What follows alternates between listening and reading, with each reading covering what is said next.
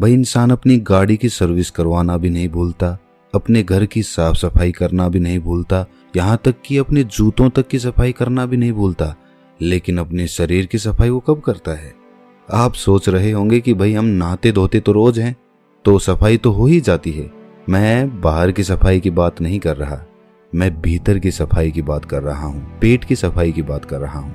भाई वाघ भट्ट जी ने आयुर्वेदा में लिखा है कि 99% बीमारियां पेट से पैदा होती हैं। चलिए पहले ये समझ लेते हैं कि हमारे पेट से बीमारियां पैदा कैसे होती हैं, और तभी हम समझ पाएंगे कि फिर उस पेट को साफ कैसे करना है। आपको ऐसे बहुत सारे लोग दिखेंगे जो अपनी बीमारियों के कारण दुखी रहते हैं, डॉक्टरों के पास घूमते रहते हैं, किसी वैद्य के पास जाते रहते हैं, और फिर उनका जीवन दवाइयों के सहारे चलने लगता है। और ये भी हकीकत है कि उन दवाइयों से उन्हें कुछ देर के लिए तो आराम हो जाता है, लेकिन उस बीमारी की जड़ कभी नहीं जाती। और जैसे ही वो दवाई लेना छोड़ते हैं तो दर्द फिर से उनको परेशान करने लग जाता है। भाई कितने ही लोग आपने देखे होंगे, और वास्तविकता में तो आपके परिवार में भी ऐसे लोग होंगे। किसी के हाथ में दर्द होता है, किसी के घुटनों में दर्द होता है, किसी के पैर में दर्द होता है, और किसी के डायबिटीज है, किसी का लीवर खराब है, किसी को पथरी है। लेकिन समझने की बात यह है कि जिस तरह एक बीज से एक पेड़ बनता है, उसी तरह हमारे पेट में जमा गंदगी से ही इन सारी बीमारियों का जन्म होता है। भाई ये तो हम सभी जानते हैं कि फलों और कच्ची सब्जियों को पचने में तकरीबन 2 से 3 घंटे लगते हैं। वहीं पर अगर हम अनाज की बात करें, जैसे गेहूं या फिर कोई और अनाज, तो उसको पचने में 5 से 6 घंटे लगते हैं। लेकिन अगर हम बात करें मांस या मछली या फिर नॉनवेज की, तो उसको पचने में 15 से 20 घंटे लग जाते हैं। अब जो हम खाते हैं वो किस तरह गंदगी के रूप में हमारे शरीर में जमा हो जाता है, ये बड़े ध्यान से समझना। ये समझोगे तभी ये समझ पाओगे कि उस गंदगी को बाहर कैसे निकालना है। इससे मैं आपको आसान तरीके से एक उदाहरण के माध्यम से समझाता हूँ। मान लीजिए कि आप अपनी गाड़ी लेकर अपने घर से जाते हैं। रास्ते में गाड़ी सड़क पर चलती है, और कुछ दूर सड़क पर चलने के बाद सामने कीचड़ आ जाता है। अब जब कीचड़ में से गाड़ी होकर निकलेगी तो उसके टायर पे भी कीचड़ लगेगा, उसका टायर गंदा होगा। अब वो कीचड़ कुछ दूर बाद खत्म हो गया और आप फिर से सड़क पर आ गए। अब फिर से जब गाड़ी सड़क पर चलने लगेगी तो हो सकता है उसका कीचड़ हट जाए, लेकिन वो कीचड़ पूरी तरह से साफ नहीं होता, वो ऊपर ऊपर से साफ हो जाएगा। आप किसी चीज से साफ करेंगे तो भी वो ऊपर से ही साफ होगा, क्योंकि टायर पर जब हम देखते हैं तो उसमें लेयर्स बनी होती हैं, उसमें एक स्पेस बना होता है, एक जगह बनी होती है, और उसमें मिट्टी फंसी रहती है, कीचड़ भी उसी में फंसा रहता है। तो ऊपर से साफ करने पर वो ऊपर ऊपर से साफ होता है। उस टायर को पूरी तरह से साफ करने के लिए आपको तेज प्रेशर से उस पर पानी डालना होगा, तब उस बीच वाले स्पेस से वो मिट्टी निकल कर बाहर आएगी। लेकिन अगर हम हाई प्रेशर से उस पर पानी नहीं मारते हैं तो वो मिट्टी सालों सालों तक उसमें फंसी रहती है और टायर यूं ही चलता रहता है। उसी तरह जब हम कोई खाना खाते हैं तो पहले तो वो खाना हमारे मुंह में आता है, मुंह में हम उसे चबाते हैं, फिर वो हमारे पेट में पहुंचता है, जहां पर हमारी इंटेस्टाइन उसमें से रस लेती है, उसमें से जो भी न्यूट्रिशंस होते हैं उन्हें खींच लेती है, और उसके बाद उसे स्मॉल इंटेस्टाइन में भेज देती है, जहां से वो अपने रास्ते से बाहर आ जाता है। लेकिन हर प्रकार के खाने को पचने में अलग अलग समय लगता है, ये तो हमने सीख लिया, अभी पीछे बताया था। तो इससे पहले कि वो खाना पच पाता, हमारे इंटेस्टाइन उसमें से जरूरी न्यूट्रिएंट्स निकाल पाती, उससे पहले ही हम कुछ और खा लेते हैं। अब वो भी तो जाएगा, अब वो खाना जो हमने अभी खाया है वो भी इसी रास्ते से वहीं पर पहुंचेगा। तो अब जो खाना पहले से हमारे पेट में पड़ा हुआ है, जो पूरी तरह से हजम भी नहीं हुआ है, डाइजेस्ट नहीं हुआ है, वो अभी उस पर प्रेशर लगेगा। किसका? जो खाना हमने अभी खाया है उसका, क्योंकि वो भी तो उसी रास्ते से आगे जाने वाला है और आगे तो जाम लगा पड़ा है। तो ये खाना उसको धक्का मारेगा और वो पुराना खाना बिना पूरी तरह से डाइजेस्ट हुए आगे निकल जाएगा। लेकिन जब ये हाफ डाइजेस्टेड खाना बिना पूरी तरह से हजम हुए आगे बढ़ जाता है तो ये पीछे छोड़ जाता है बैक्टीरियाज के भंडार। बहुत सारे बैक्टीरियाज होते हैं जो पीछे छूट जाते हैं, और ये बैक्टीरियाज हमारे इंटेस्टाइन से, यानी कि हमारे पेट की, हमारे स्टमक की जो इनर वॉल्स होती हैं उनसे चिपक जाते हैं, चिपट जाते हैं। उसी तरह जैसे वो कीचड़ उस गाड़ी के पहिए पर लगा था, ठीक उसी प्रकार अब हमारे इंटेस्टाइन तो खाने से न्यूट्रिशंस खींचने के लिए बनी है। तो जब हमारे इंटेस्टाइन खाने से न्यूट्रिशंस खींचती है और शरीर के दूसरे अंगों में उन्हें पहुंचाती है, तो उन न्यूट्रिशंस के साथ ये बैक्टीरियाज जो पहले से ही हमारे इंटेस्टाइन से चिपके हुए थे, ये भी खून के साथ अलग अलग अंगों में पहुंच जाते हैं। जब ये बैक्टीरिया वाला खून हमारे शरीर के अलग अलग अंगों पर पहुंचता है तो अलग अलग प्रकार की बीमारी पैदा होती है। जैसे जब ये लीवर में पहुंचेगा तो वहां पर पथरी बनने के चांसेस रहेंगे। जब ये दिल के पास पहुंचेगा तो दिल का दौरा पड़ने के चांसेस रहेंगे, और जब ये मस्तिष्क में पहुंचेगा तो ये दिमाग की बीमारी पैदा कर देगा, और इसी प्रकार जहां भी ये पहुंचेगा, जोड़ों में पहुंचेगा तो जोड़ों का दर्द पैदा करेगा। तो इसीलिए समय समय पर हमें अपने पेट की सफाई करते रहना चाहिए ताकि हमारे इंटेस्टाइन में वो बैक्टीरिया जमा ना होने पाए। चलिए मैं आपसे पूछता हूँ कि घर की सफाई करने के लिए सबसे पहला स्टेप क्या होता है? भाई कॉमन सेंस की बात है कि अगर हमें अपने कमरे की सफाई करनी है तो हमें कमरे को खाली करना होगा। अगर फर्श साफ करनी है तो फर्नीचर को बाहर निकालना पड़ेगा। उसी तरह से हमें भी अपने पेट की सफाई करने के लिए ऐसे ही शुरुआत करनी चाहिए। अगर हम अपनी पूरी बॉडी को डिटॉक्स करना चाहते हैं तो सबसे पहले तो हमें अपने पेट को साफ करना होगा, जहां से सारी बॉडी में बैक्टीरिया सप्लाई हो रहे हैं। तो इसका सबसे अच्छा, सबसे पहला और सबसे आसान तरीका है व्रत करना, फास्टिंग करना चालू करिए। फास्टिंग करने से हमारा पेट खाली होगा, और जब हमारा पेट खाली होगा तभी तो हम उसकी सफाई कर पाएंगे। अब देखिए, फास्टिंग करना कुछ लोगों को बहुत डिफिकल्ट लगता है, बहुत कठिन भी होता भी है। जो लोग फास्टिंग कर सकते हैं वो फास्टिंग करें, हफ्ते में किसी दिन कर लें या महीने में कर लें। और फास्टिंग करें तो पानी, जूस या फिर कोई फल इत्यादि ही खाएं, क्योंकि तभी तो वो फास्टिंग होगी।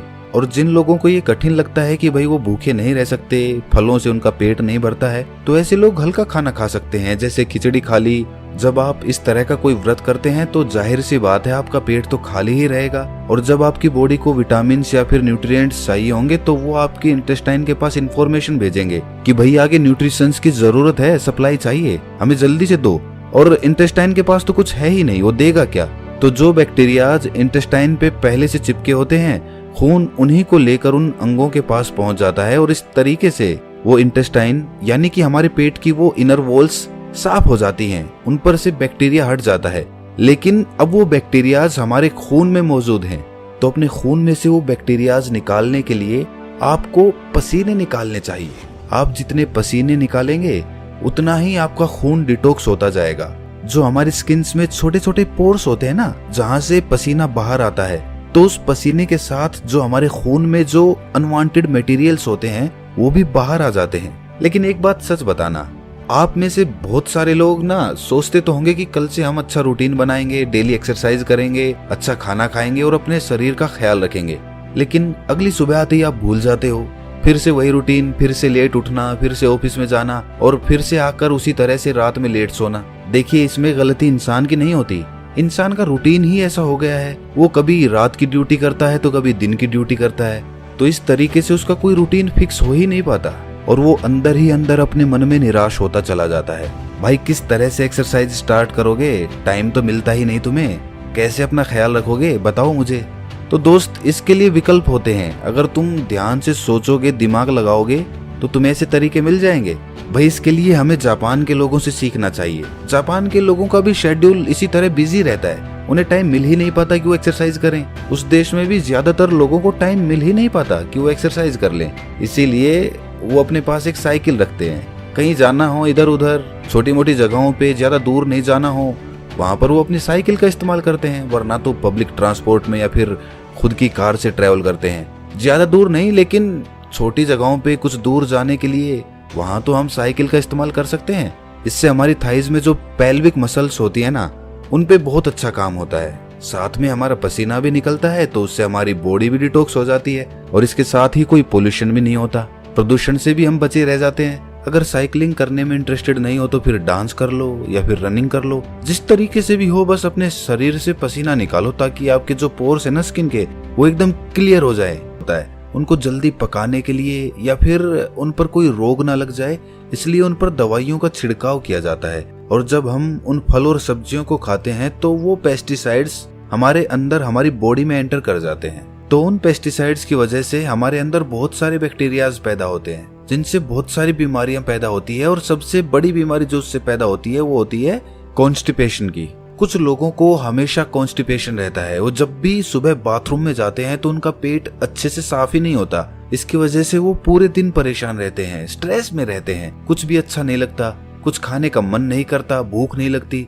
तो उन लोगों के लिए त्रिफला चूर्ण सबसे अच्छी औषधि मानी जाती है। त्रिफला के नाम से ही पता चलता है कि ये 3 फलों से मिलकर बना होता है। आंवला और हरड़ त्रिफला चूर्ण के मेन कंपोनेंट्स होते हैं। आंवला में विटामिन सी होता है, फाइबर होता है, और वहीं पर हरड़ एक बहुत अच्छा एंटीबैक्टीरियल होता है, जिस दिन आप सुबह सुबह नींबू पानी नहीं पीने वाले, उस दिन आप त्रिफला चूर्ण का सेवन करें। 1 छोटी चम्मच अच्छे से गुनगुने पानी में मिलाकर पी जाओ। उसके बाद देखना क्या कमाल होता है। खाना अच्छे से डाइजेस्ट होगा। सुबह पेट इतने अच्छे से खाली होगा कि पूरा दिन हल्का हल्का महसूस करोगे। और इसे भी रोज लेने की जरूरत नहीं है भाई। 1 हफ्ता आपने नींबू का पानी ले लिया, फिर किसी दूसरे हफ्ते आपने त्रिफला चूर्ण का सेवन कर लिया। इस तरह अल्टरनेट तरीके से इनका इस्तेमाल करना है। कहीं पता चले कि आप नींबू पानी भी पी रहे हैं और साथ में त्रिफला चूर्ण का भी सेवन कर रहे हैं। ऐसा मत करना। अच्छा, एक राज की बात बताता हूँ। जो लोग अल्कोहल ज्यादा पीते हैं ना, उसकी वजह से उनकी बॉडी में एसिडिटी बढ़ जाती है। तो ये जो त्रिफला चूर्ण है, ये उस अल्कोहल के इफेक्ट को भी बहुत कम कर देता है। अच्छा देखिए, अगर आप पहले से कोई और दवाई ले रहे हैं तो त्रिफला चूर्ण को अवॉइड करना या फिर अपने डॉक्टर से कंसल्ट करके तभी लेना। अच्छा, एक और बहुत अच्छा तरीका होता है बॉडी को डिटॉक्स करने का, और वो है कि खाने से पहले फ्रूट्स या फिर सैलेड खा लो अच्छे से पेट भर के। उससे क्या होता है कि फलों में और सलाद में ना फाइबर होते हैं बहुत अच्छी मात्रा में।